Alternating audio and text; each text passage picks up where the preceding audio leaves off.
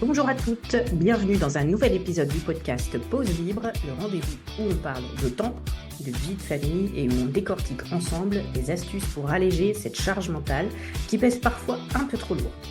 Ce podcast, c'est ton espace pour prendre du recul, trouver l'inspiration et surtout décider de ta vie, de ton temps. Je suis Ludivine Cadeau, ta coach de vie dédiée à la gestion du temps et je vis en Bretagne. Je suis mariée, maman d'une préado de 11 ans et on partage notre quotidien avec ma belle-mère dans un joli petit bout du Morbihan. À travers mon entreprise Cadeau Coaching, je me spécialise dans l'accompagnement des mamans qui sont en couple, jonglant entre le travail et la maison, qu'elles soient salariées ou entrepreneurs, tout en ayant une partie, voire la totalité de leur activité professionnelle à domicile. Au cœur de ce podcast, on explore ensemble des solutions pratiques pour gérer notre temps de manière efficace, alléger la charge mentale et créer un équilibre harmonieux entre vie professionnelle et personnelle. Chaque épisode est pensé comme une pause bien méritée où tu pourras trouver des conseils concrets, des anecdotes et parfois un petit grain de folie. Alors installe-toi confortablement, prends ton café ou ton thé, c'est le moment de se faire du bien, de prendre une pause libre, une pause en toute liberté. C'est parti! Bonjour à toutes. Aujourd'hui, j'ai envie de partager une de mes dernières lectures qui m'a inspirée pour améliorer la vie de tous les jours. Alors, il y a quand même un lien avec le temps, oui, vous savez bien que c'est mon dada, puisqu'il s'agit du livre intitulé « La règle des 5 secondes ». Tout d'abord, il y a une phrase du livre que j'ai trouvée hyper puissante, que j'ai retenue, que j'ai notée sur un post-it qui est sur le mur là, dans mon bureau, et que je vois tous les jours. Cette phrase, c'est « La procrastination n'a aucun rapport avec la paresse. C'est un mécanisme que nous activons pour contrer le stress. » Je laisse cette phrase infuser en vous. De mon côté, ça m'a permis de déculpabiliser de ces moments de procrastination et plutôt que de me taper dessus parce que je n'avance pas, j'utilise la règle des 5 secondes et je cherche et je réfléchis à quel stress je réagis par la procrastination. Alors, la règle des 5 secondes, c'est un livre de Mel Robbins et elle offre une méthode simple mais puissante pour dynamiser votre vie personnelle et professionnelle. L'approche s'articule autour d'une technique de prise de décision rapide qui aide à passer à l'action, à combattre la procrastination donc et à vivre de manière plus engagée et plus intentionnelle. J'ai déjà abordé le sujet de la procrastination dans l'épisode numéro 17, si vous voulez retourner l'écouter. Et de la même manière, j'ai abordé le sujet de la prise de décision dans l'épisode numéro 12, mais j'ai envie d'y revenir un petit peu maintenant. D'abord, je vais faire un point de vocabulaire, car quand on y réfléchit, on ne passe pas du temps à prendre une décision, parce que la décision en tant que telle se prend en un instant. Non, là où on passe du temps, c'est dans l'indécision, dans le fait de ne pas prendre de décision, à hésiter, à peser le pour le contre. Alors, je ne dis pas que ce n'est pas bien, je dis juste que c'est bien là qu'on perd du temps. Voilà, je ferme la parenthèse de la note vocabulaire.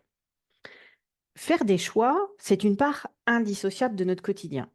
Chaque jour, on est confronté à une multitude de décisions, des plus petites aux plus significatives. Ces choix, apparemment simples, détiennent en réalité un vrai pouvoir sur la trajectoire de nos vies. Bien souvent, c'est tout bonnement le doute et donc la peur qui nous empêchent de prendre une décision et donc de faire un mauvais choix. Revenons à la règle des 5 secondes développée par Mel Robbins.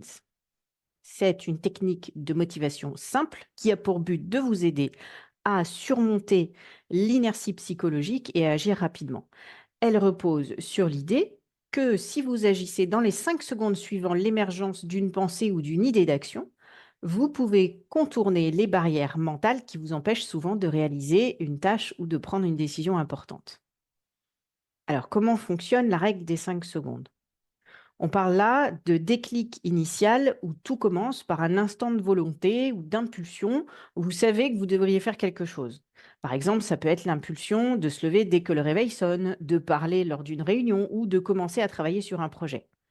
À ce moment-là, Au lieu de laisser votre cerveau réagir naturellement avec procrastination, peur ou anxiété, vous commencez à compter à rebours immédiatement. 5, 4, 3, 2, 1. Le comptage doit être fait de manière délibérée et engagée, bien sûr. Une fois que vous atteignez le 1, vous vous forcez à agir.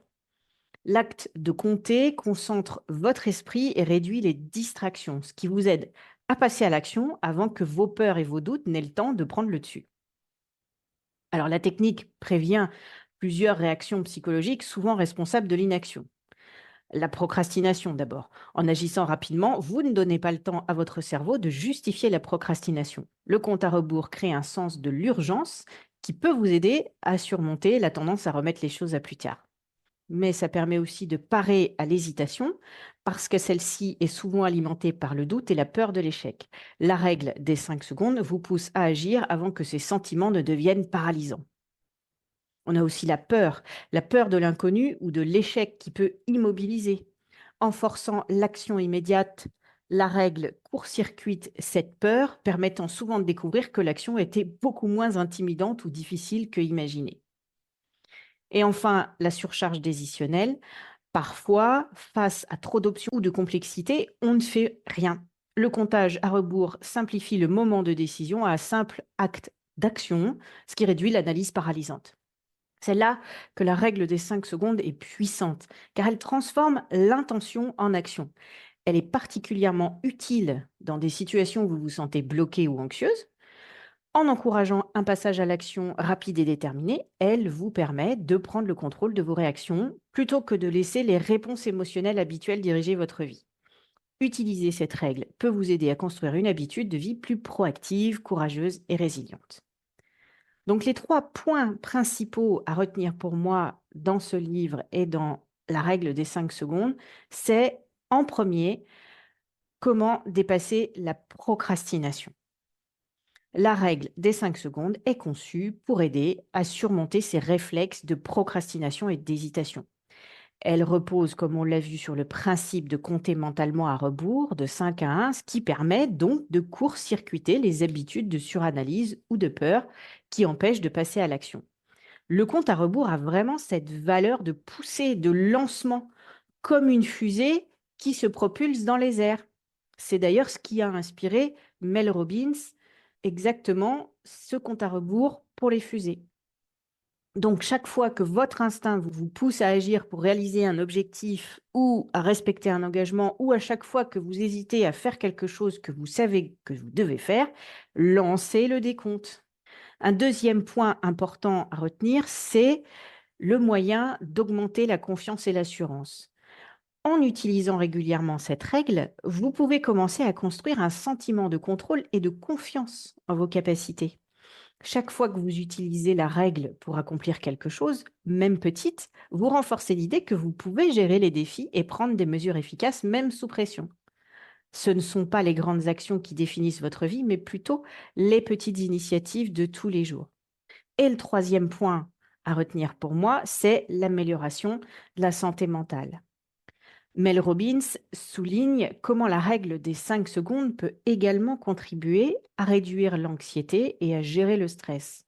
En prenant des décisions rapides et en évitant la procrastination, vous diminuez l'espace disponible pour l'anxiété et le stress de s'accumuler, ce qui conduit à une meilleure santé mentale globale.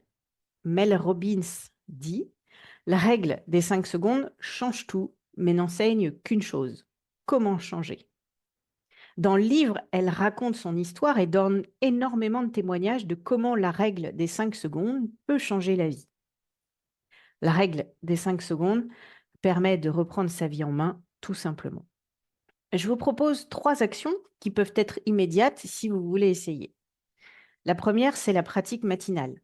Commencez chaque journée en utilisant la règle des 5 secondes pour sortir du lit. Au lieu d'appuyer sur le bouton répétition de votre réveil, comptez 5, 4, 3, 2, 1 et levez-vous immédiatement. Cela commence votre journée avec une victoire proactive et établit un ton positif. L'action numéro 2, c'est la gestion des tâches redoutées. Identifiez une tâche que vous avez évitée ou remise à plus tard Appliquez la règle des 5 secondes pour vous lancer immédiatement dans cette tâche. Remarquez comment l'action interrompt le cycle de procrastination et de stress. Et enfin, un dernier exemple d'action, c'est lors de réunions et d'interactions sociales. Avant une réunion ou une interaction sociale qui vous rend nerveuse, eh bien, utilisez la règle des 5 secondes pour calmer votre anxiété. Comptez 5, 4, 3, 2, 1 et entrez dans la situation avec confiance. Utilisez cette technique pour poser une question, faire un commentaire ou aborder un sujet difficile. En conclusion, les filles, la règle des 5 secondes est plus qu'une simple méthode de gestion du temps, c'est un outil de transformation personnelle. Je vous invite à essayer une ou plusieurs de ces propositions pendant une semaine et à observer les changements dans votre gestion des tâches et votre procrastination si vous en souffrez. Je vous propose de partager vos expériences en commentaire ou par email. Ça pourrait servir à une autre femme, qui sait. Je vous rappelle que mon e-book Gérer son temps, transformer sa vie est gratuit et que vous pouvez y accéder en cliquant dans le lien dans la description de cet épisode. Et avant de conclure notre épisode d'aujourd'hui, je voudrais vous inviter à prendre un petit moment pour me soutenir.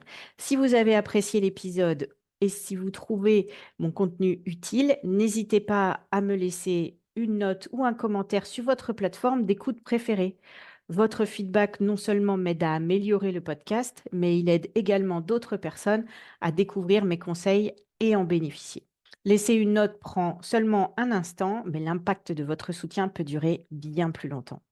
Plus j'ai de retours, plus je peux atteindre de personnes qui, comme vous, cherchent à enrichir leur vie et à gérer leur temps plus efficacement.